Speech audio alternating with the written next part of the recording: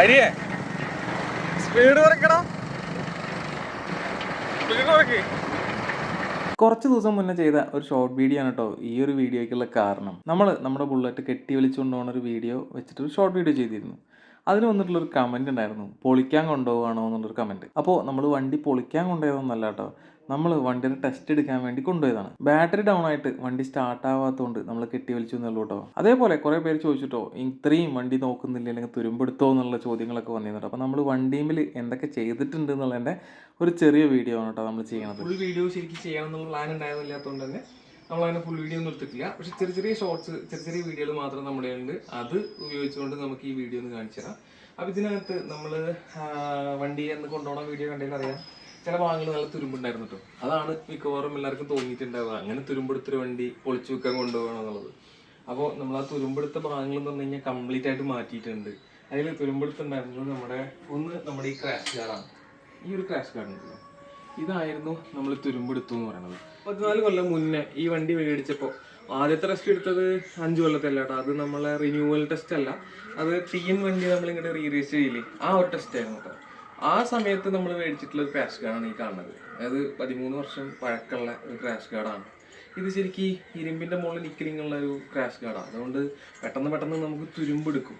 ഇത് നിക്കൽ ചെയ്ത് നമുക്ക് വേണമെങ്കിൽ യൂസ് ചെയ്യാമായിരുന്നു, പക്ഷെ ഇത്രയും പഴക്കമായതുകൊണ്ടും അതുപോലെ ഇപ്പോൾ കുറച്ചും കൂടെ നമുക്ക് സ്റ്റെയിൻലെസ് സ്റ്റീലിൽ തന്നെ ക്രാഷ് ഗാർഡ് വരുന്നുണ്ട്. ഈ സാധനം തുരുമ്പിടിക്കില്ല എന്നുണ്ട് കേട്ടോ മേടിച്ചിട്ടിട്ടുള്ളത്. അതെങ്ങനെയുണ്ടെന്ന് നമുക്ക് നോക്കണം.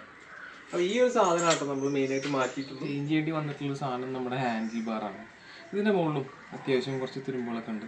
ഇതും എന്താണെന്ന് വെച്ച് കഴിഞ്ഞാൽ നമ്മൾ പുതുതായി നിക്കൽ ചെയ്ത് ഇട്ട് കഴിഞ്ഞാൽ നമുക്ക് അടുത്ത ടെസ്റ്റ് വരെ ചിലപ്പോൾ ഓടാൻ പറ്റുമായിരിക്കും. പക്ഷെ അതല്ല, നിക്കലിങ്ങിൻ്റെ ചെയ്ത് കഴിഞ്ഞാൽ പെട്ടെന്ന് വീണ്ടും തുരുമ്പ് വരും ചെയ്യും. പിന്നെ ഇത് നിക്കൽ ചെയ്യണതും അതുപോലെ പുതിയൊരെണ്ണം മേടിക്കണം തമ്മിൽ വലിയ വില വ്യത്യാസമൊന്നുമില്ല.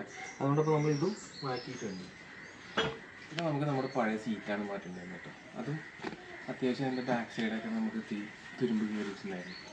ഈ ഒരു 3 ഭാഗം ഒഴികെ ബാക്കി എവിടെയും നമുക്ക് തുരുമ്പുണ്ടായിരുന്നില്ല. അതുപോലെ വേറെ എവിടെയും നമുക്ക് യാതൊരു പണിയും വന്നിട്ടില്ല.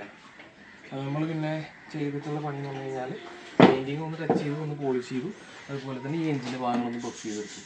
ഇത്രയാണ് നമ്മൾ ഈ വണ്ടിയിൽ പ്രാവശ്യം ടെസ്റ്റിന് വേണ്ടി ചെയ്തിട്ടുള്ളത്. നമ്മൾ മുഴുവനായിട്ടുള്ള ഒരു റീസ്റ്റോറേഷൻ വീഡിയോ ഒന്നും എടുത്തിട്ടുണ്ടായിരുന്നില്ല. ഈ ഒരു ഭാഗം കണ്ടു കഴിഞ്ഞാൽ നമുക്ക് എല്ലാവർക്കും മനസ്സിലാവും, ഇത് നമ്മളെല്ലാം പീസാക്കി എടുത്തിട്ടുള്ളതാണ്.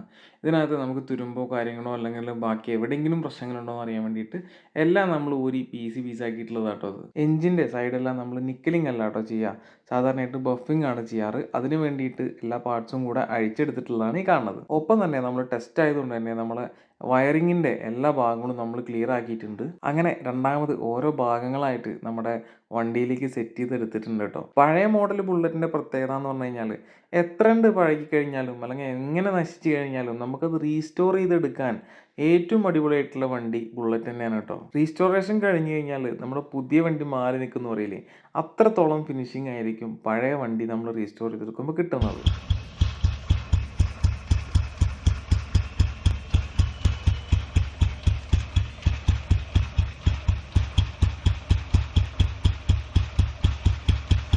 അങ്ങനെ നമ്മുടെ വണ്ടി ടെസ്റ്റ് റെഡി ആയിട്ടുണ്ട് കേട്ടോ.